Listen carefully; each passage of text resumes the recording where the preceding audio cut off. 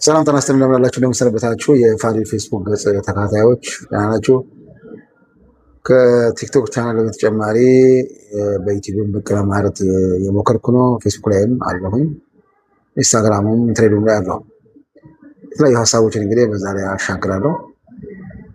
አሁን ዛሬ አንድ ጉዳይ ይዤላችሁ የመጣሁት ነው ከወቅቱ ጋር ስለሚሄድ ነው።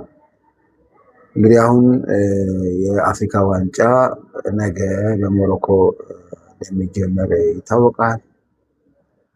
ከዛ ጋር በተያያዘ እኔ ላነሳ የፈለኩት ምንድነው ኢትዮጵያ የአፍሪካ ዋንጫ ሀ ብለው ከመሰረቱ ሀገራት አንዷ ነች።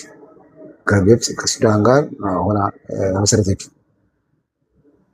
ግብፅ በየጊዜው በአፍሪካ ዋንጫ እየተሳተፈች 7 ጊዜ ያው ዋንጫ ወስዳለች።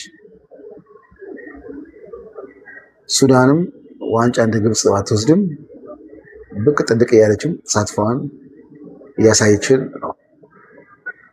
እኛ ግን የለንም።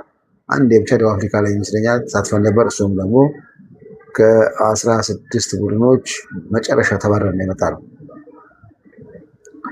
እኔ ምንድነው የዚህ እግር ኳስ ያነሳሁላችሁ ምንድነው ይሄ የሀገራት የእግር ኳስ ጨዋታ አንደኛ ሰላማዊ ጦርነት ነው። ሁለተኛ ደግሞ የሀገር ገጽታን የመገንቢያ አንዱ ስልት ነው።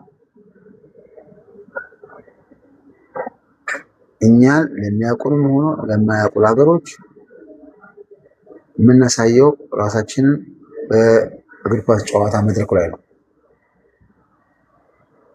ኢትዮጵያ የምትባለው ሀገር ማንነች የሚለውን ከታሪክ ከማንበብ ባሻገር አሁን ያለውን ትውልድ ራሱ ማንነት ይረዳል። ያው እኛ እግር ኳስ ደግሞ እንደምታውቁት ነው ከጊዜ ወደ ጊዜ ያሽቆለቆለ አሁን ጭራሽ አብዛኛው ማህበረሰብ የሚመለከተው የውጭ ኳስ ነው። ስለ ሀገሩ ኳስ ማውራትም ትቷል። ያው ተስፋ መቁረጥ ነው።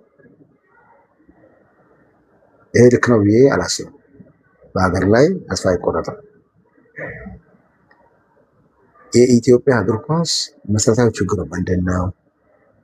ከኛ ኋላ የመጡ ትናንትና የማይታወቁ አነስተኛ ህዝብ ያላቸው ሀገራት በአፍሪካ መድረክ ላይ በተደጋጋሚ ሲሳተፉ እያየን ነው። እንደነ ኬፕ ቨርዴ አይነት እነ ኬፕ ቨርዴማ ዘንድሮም አስደንቀውናል ብለው የአሜሪካኑ የዓለም ዋንጫም ላይ ራሳቸውን ከፍ ለማድረግ